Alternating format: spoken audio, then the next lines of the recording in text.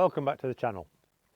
I've had quite a few of you ask what it's like to live in Bulgaria, what made us come to Bulgaria, and sort of what's the costs and things like this. So I thought I'd do a bit of a video on it.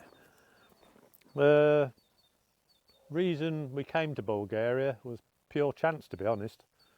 We run our own business in the UK, and anybody that runs a business knows what it's like. It's stressful as hell, especially in the UK. Harder you work, the bigger your bills are. Tax, VAT, you know, sometimes you wonder why you're even bothering. One day Sue was happened to be sat in the office and was looking on, I think she was on eBay, and saw some houses for sale in Bulgaria, and the price was £5,000 for a house. And she says, just come and have a look at this. I says, that can't be right, surely. So then she started investigating, and when you put searching, there was quite a lot of houses around that sort of money. So she was looking through and she says, look at this one. There's one that looked quite pretty. It'd been sort of painted up a bit and what have you. And it's showing the garden. I says, look, let's look at the land with this. I says, you know, you couldn't buy a second-hand caravan for this. And we hadn't had no time off in years. I says, tell you what, I says, let's shut down for a week, book us some flights, we'll have a flyover and just go have a look at this house. So Sue contacted the owners, and there's really helpful, like. They offered to pick us up from the airport, take us, put us up at, find us a hotel which is near, pick us up, run us about. Well, why not? You know, got nothing to lose. So we come over, had a look at this house, and it had been tidied up a bit, I suppose is the way you could do it. Painted up, you know, like a lick of paint, and it looked half decent. It's in Bulgarian village style, which was totally different to like an English house. I had a look around it, and the land and whatnot it got is in a nice area on top of a mountain, which was great. And you know, sometimes you do these things, don't you, just on the spur of the moment. I thought, well, £5,000. I said, let's just buy it. I says, you know, if it all goes sort of tits up really, it's £5,000. You know, it's still money, but you know, it's not the end of the world, is it? So that's what we did. The bloke was a builder, so we'll give him some jobs to do on it. So the idea was it to be a bit of a holiday home for us. So when we come over, we was going to do some work ourselves whenever we could get over. But you know, it was going to be a bit livable. You know, we didn't mind roughing it and what have you. So he started doing some jobs for us. Anyway, we flew back to England, was working, and then as the months went on, all you can think about is this place you bought in Bulgaria. And then you start going on the internet and looking at pictures of the areas and things, and it was just bliss. Mountains, streams, and all the nice things really. And we looked at the costs. We couldn't get over there how much the costs were so cheap. Just didn't seem right to me. Anyway, things got stressful at work. We was very successful. We'd done well, and we decided to. A lot of our work was on the internet, and what was happening was I had a company. I did the motorcycles, buying and selling, repairs, servicing, building shop strikes. But I also started a new company up called Cobra Performance, where I made braided stainless steel brake hoses, and we were selling them worldwide. It put us on the map, that did. But one of the problems was we were selling so much stuff in America and Australia and countries the other side of the world, even Russia. We were selling a lot of stuff to Eastern Europe, because nobody else did.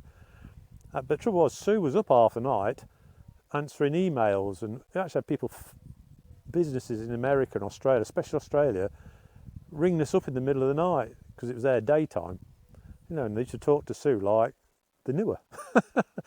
But it kept us busy, and England obviously was snowed over with it. So we thought if we sold the main business off, the motorcycle part, and maybe keep the brake lines and bring the brake line business to Bulgaria and leave England, leave all the stress and everything behind us. So that's what we did, just another spur of the moment thing. we had enough money to tide us over for quite a long time, so we was lucky like that. So we come over here to the house we bought, and you get to meet the locals and the way of life there. It's all sort of cows, sheep, donkeys, horses, pigs, you name it. Everybody's got them. So I started a small holding and got my own machines and things for cutting grass and everything, baling, and I absolutely loved it. Absolutely loved it. But trouble is, I've still got a business to run, and to be honest, doing a small holding, I wasn't making any money. It's probably costing us money. But the other business is, because we was only people in Eastern Europe doing it, we was as bad and early as what we was in the UK. It was absolutely snowed ever. Plus we got all the customers in the UK. And it was the time where the UK was still part of the EU, so there was no problem. But it was, all that happened was doing the same amount of work in a different place. And I really took to the farming side of it because I've got a farming background with my parents. And we got fed up of that. So we put that business up for sale, and because it was successful, I had no problem in selling it. So we sold it. And then, well, there we was, just in Bulgaria. And we absolutely love the life here.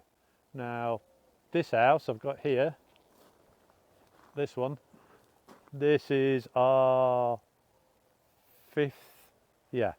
our fifth house in Bulgaria now. But buying some, doing up, selling them, making a bit. Kept moving around till we've ended up here. We've tried different places. A place called Velika Trnovo. It's in the centre of Bulgaria. Very nice. But it's like a holiday destination, and it's just full of hotels, restaurants, bars, boutiques. Not my cup of tea really.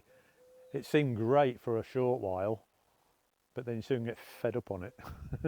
And my wife loves gardening and whatever, so we moved to Varatsa, which isn't too far from where we are now, in the mountains. It's a very nice place, but very expensive.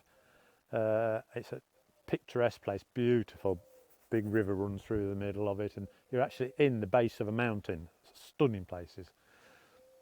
But there's a bit of a problem for us with that, to be honest. It's a place where the Bulgarians from Sofia, the capital, have holiday homes. And let's just say there's a little bit protective of their area and didn't want foreigners moving into that area. But it was such a sought after place. I knew I could make a bit of money on the house, which we did. Put it up for sale. Sue wasn't happy.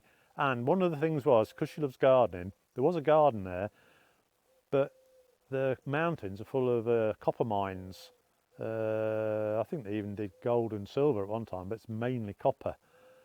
And when it rains or the snow melts, it comes down in the water table, and you couldn't grow weeds in it. It was terrible. So yet again, we sold that, moved, and this is the place where we are now. We're really happy with this, love it. Obviously, you know, she's got a garden and chickens and greenhouses galore and sheds and you name it. And just over here, well, I think Sue's going to do a thing about her gardening. We're actually just there. I'm going to put quite a large pen up. I'm going to have some pygmy goats in it, because when I had my small holding, I had 60 goats, 3 horses, pigs, sheep, chickens, ducks, you name it, we had it. So as now we're quite a lot older, we're just going to have things on a sort of a hobby size scale, except for the garden, of course. Right, I got Sue to write me out a list of costs, what it costs us to live here. Now, I don't know about some of you lads that live in America or Australia. I've got no idea what the costs are there, but I do know you guys that live in England, you're going to cry on this. Right, well, I'll just flash the camera around. This is the property I live at now. So we start over here, that's my boundary. Runs down that side, past that greenhouse, past the chicken shed, right down to where you can nearly see the wall, the other side of the property across the road. Big drive and everything around the front. That's the house, that's all ours. It runs right round here, right round the back. It's big enough. Right. Actual fact, I think the lads in England ought to sit down. The council tax here for a year is 65 lev. In English, that's £28.50 for a year. That's the total of my council tax. And with that, we have like the dustbin lorry. We have these great big bins. There's one across the road, just up the road from us, is emptied every single week. The electric, Bulgaria's had to come up to EU standard because the wires that come into the house, well, they're designed to run a light bulb. So we've had to have all new electric wires. You know, our house has got all new electric in anyway, but the cable coming to the house, it's a whole village has had new wiring in it, proper EU wiring standard. They've just dug up all the streets because the old pipes was metal and they wasn't EU standard. So the whole village has just had all new water piping. There's even fire hydrants out in the road now. You know, it seems a bit strange for me in Bulgaria, this does. But our water bill, it varies a little bit. We've got 20 lev in the winter and 30 lev in the summer, because obviously we're using water to water the garden. This is a month. So that's £8 in the winter per month and £13 in the summer per month. Electric in the summer is 70 lev, which is £30. In the winter, obviously, it's more expensive. 140 lev, which is £60. That's a month. Heating. What we heat with here is, well, we have two forms of heating. Logs, which we run, it's called a pechka. Let me think, pechka. Maybe in England it's like, I don't know if people know, an Arga cooker, which you put logs in and you can cook on it. We have one of those, which actually, I'm just going to pop inside the house. I'll show you. I think ours is running today. Oh yeah, there you go. That. Sue cooks on it. It heats the whole of the bottom of the house. Beautiful.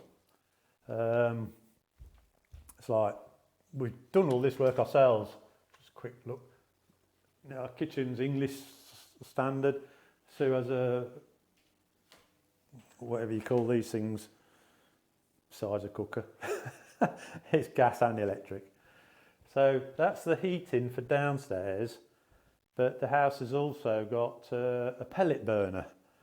I assume you can get pellet burners in the UK. Oh, it's a pellet burner, but that's central heating. So the house is heated with central heating, bathrooms, everything else is heated with that.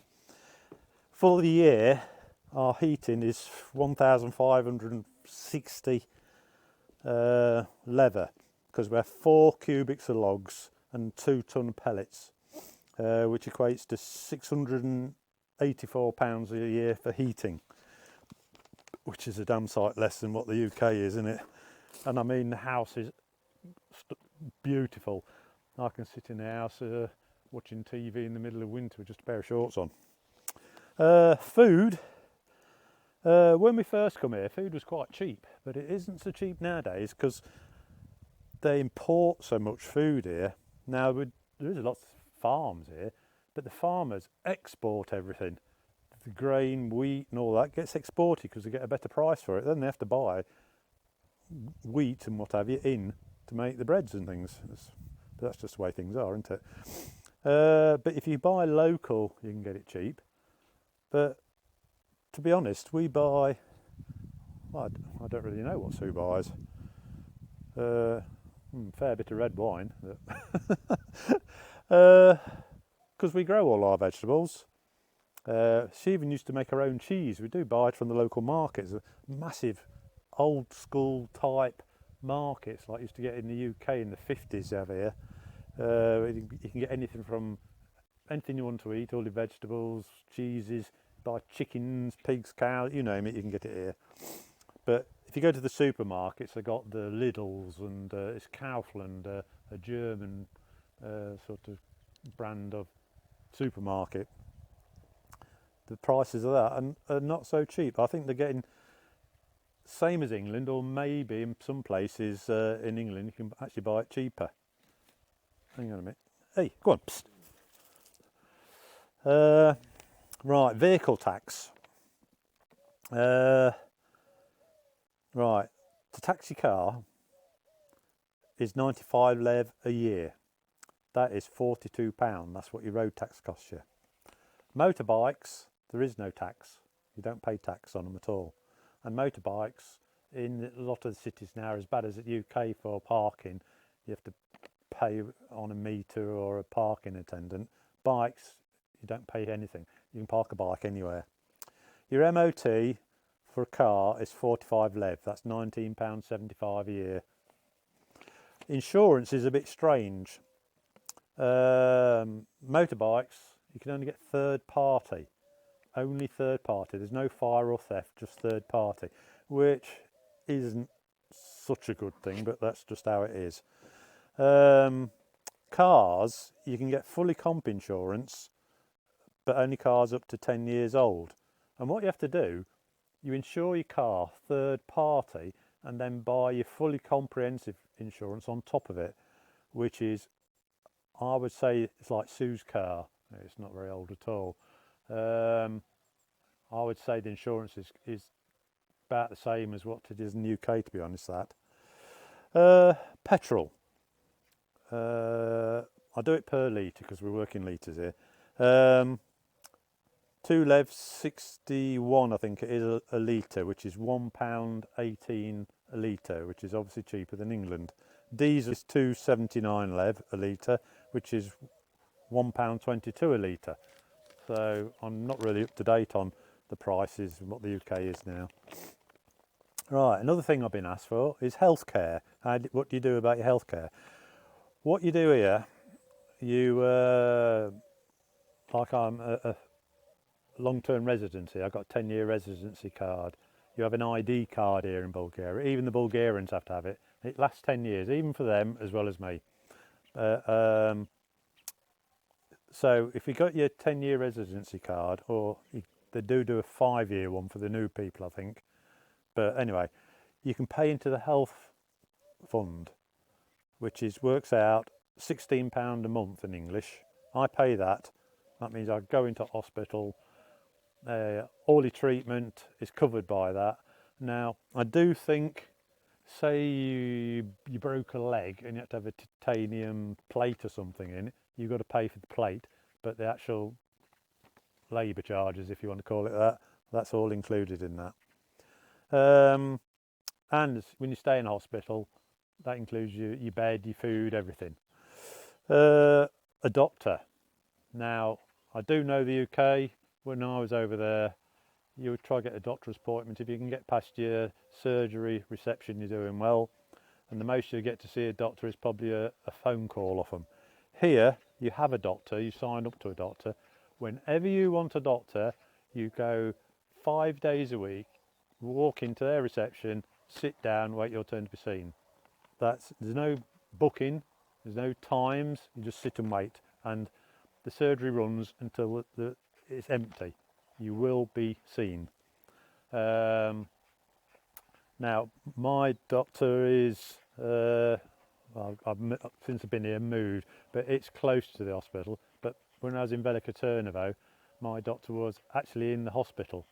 So if I went to see him and he says you need an x-ray or some blood tests, he'd pick his phone up, ring, and he'd say, right, take this bit of paper, you've got to go to room so and so. I'd have the blood tests there, I'd wait while they give me the results, then I take the results back down to the doctor and you see him. Same with an x-ray. If you want an x-ray, you send you to the x-ray department, you sit there, they come and fetch you, take you in, do the x-ray, they make you sit outside while they do whatever they do to it, and they just give you a brown envelope with the x-rays in. You set that back down to your doctor. You know, I reckon Bulgaria is a third world country. Makes you wonder, doesn't it, eh? Makes you wonder. Well, I think that's the basics. Also, we'll be here all day on this. So to me, I like living here. You see me on my bike. You see how the roads are. There's no traffic.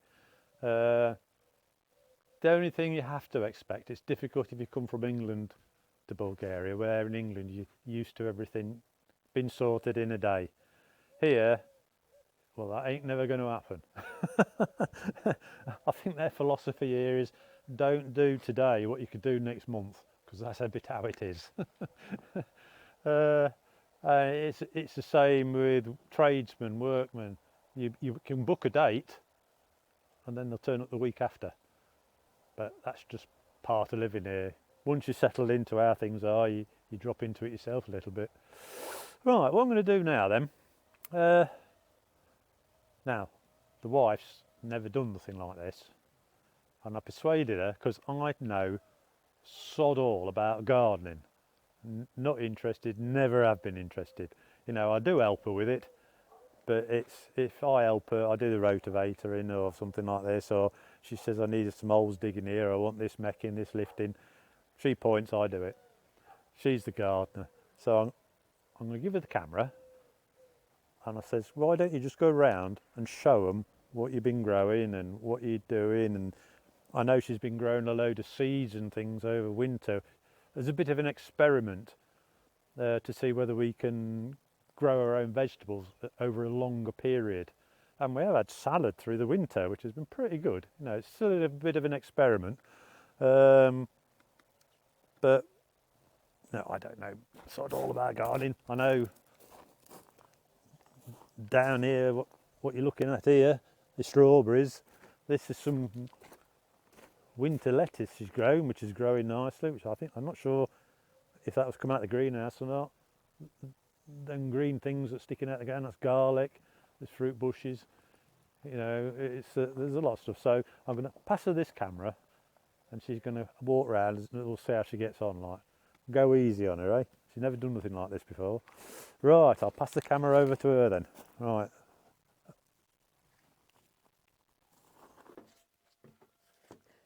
Off we go to feed the chickens then. What are you doing, Kitty?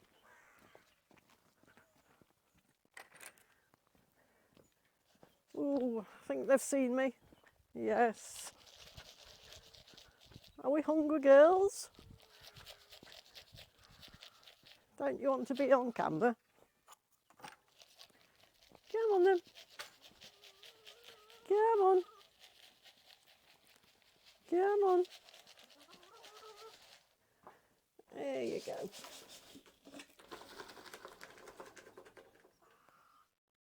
Aren't you going to come and have your breakfast? Oh dear. We've got any eggs yet? Let's have a look. Oh, okay, I'll leave you alone. There we go. What do you reckon, Kitty? Yes. Hello, hello, hello. Yes. You like being on camera, don't you? You do. Yes. Are you following me? Ooh, you got more energy than I have. You have, yes.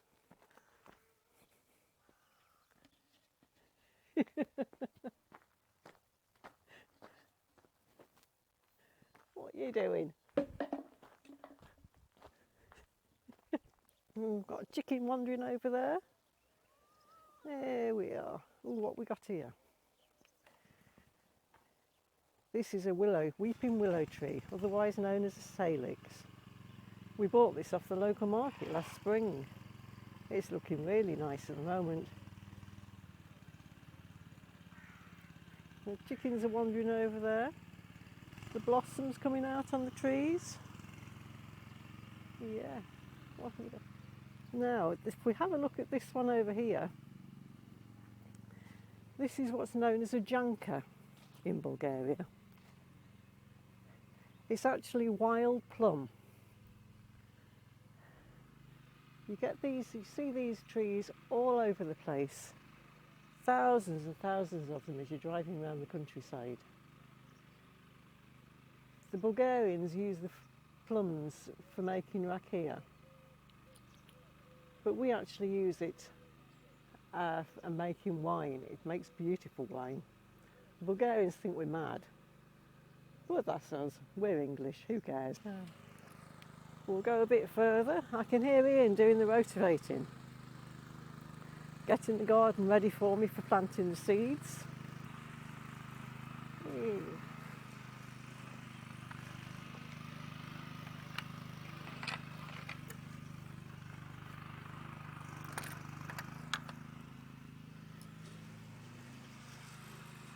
If we come around here,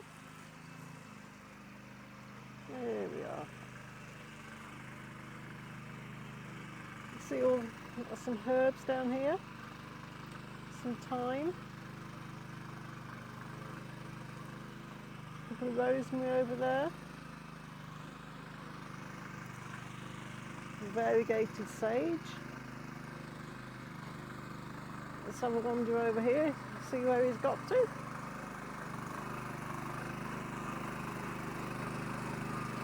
There we are, turning the corner. Off he goes again. There. The soil here is so soft. Beautiful soil for growing. Really, really fertile. You can see, I don't know if you can see on the camera, but it almost looks like potato furrows when he's been along it with the rotavator. As I say, it's so soft. Beautiful soil. Yeah.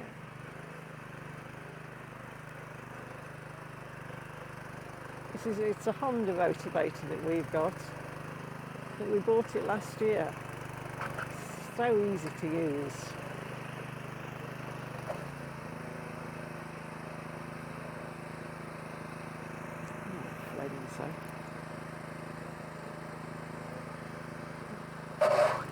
There we go. Off he goes again. I suppose then I better get the spuds planted. Must be getting to that time of year.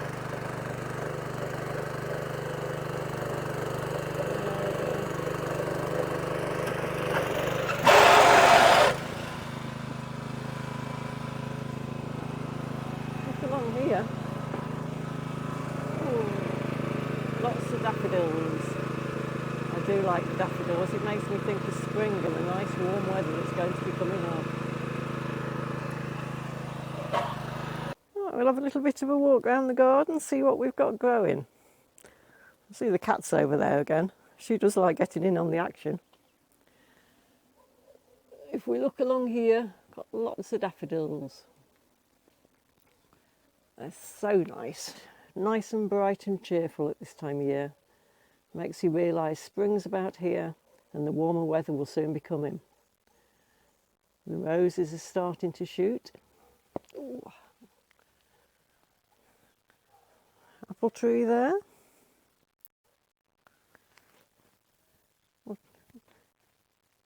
We have a look back over there. He's raking it all nice and level for me now. He's a good chap, isn't he? Bit of huffing and puffing going on now from the sounds of things. My favourite job. I don't think so. This one here, this is a cherry tree. You can, if we look closely, you can see the pink buds starting to open up. There we are, yeah. Oh look, it's the cat again. Getting in on the action. There's a few pansies through there.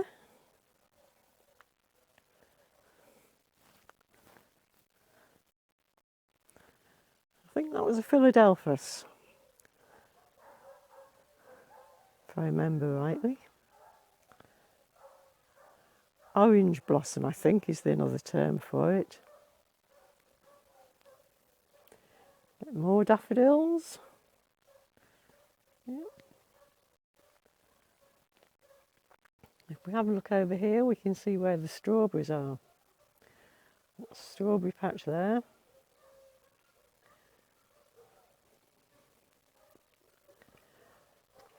This is one of my favourites at this time of year, magnolia. This again, we planted this last spring. Coming close and we can really see the flowers then. That looks beautiful, doesn't it? And I've got my shadow again. You're following me everywhere, aren't you, Kitty?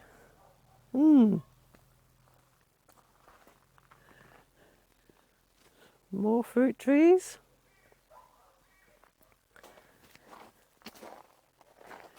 If we're over here, we've got the garlic growing.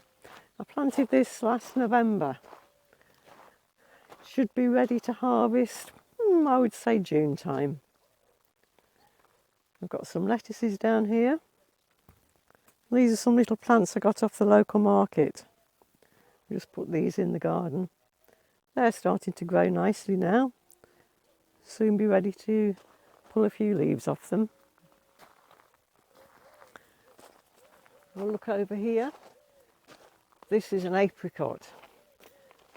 Looking at all the blossom on it, hopefully we'll get some fruit on it this year. Again, this was another one we planted last year. We got a lot of new stuff last year because when we moved in here, I'll turn the camera around so you can see me. When we moved into this house, the previous owners just didn't like gardening at all. It was just a mess, full of weeds everywhere. So it was a blank canvas to start from scratch and just do as we've wanted with it. It's hard work, but we're getting there. Nothing happens overnight, does it, anywhere? But we're trying our best. Now this area over here is very stony. It's not a lot we can do with it. So we've decided we're going to get a goat pen.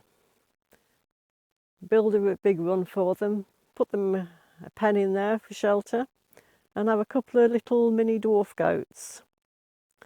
That'll keep us busy, keep us occupied. If you look over here at the trees around the edge, these are some more of the wild janker that I was telling you about earlier. These will be full of fruit, hopefully, late spring, early summer. And it's the cat again. You're everywhere, aren't you, Kitty? Yes. Over here, we've got some blackcurrants here. These are budding nicely now.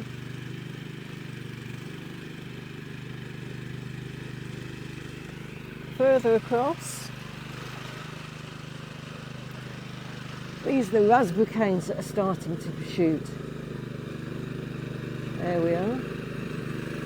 See the leaves? We'll have a look inside the greenhouse now. There's not a lot in this one at the moment because I don't usually heat this one. This one is mainly for use in the summer when it's full of tomatoes, cucumbers, melons, all that sort of thing. Just a few odd bits that have been in it over winter. A few chives down there. And these are the remains of some lettuce. I set the seeds last October. We've eaten quite a few over the winter, but these are the last few. It's the first time I've ever tried growing any over winter, and I was pleasantly surprised. Some more Lola Rosso lettuce at the back here. You can see those.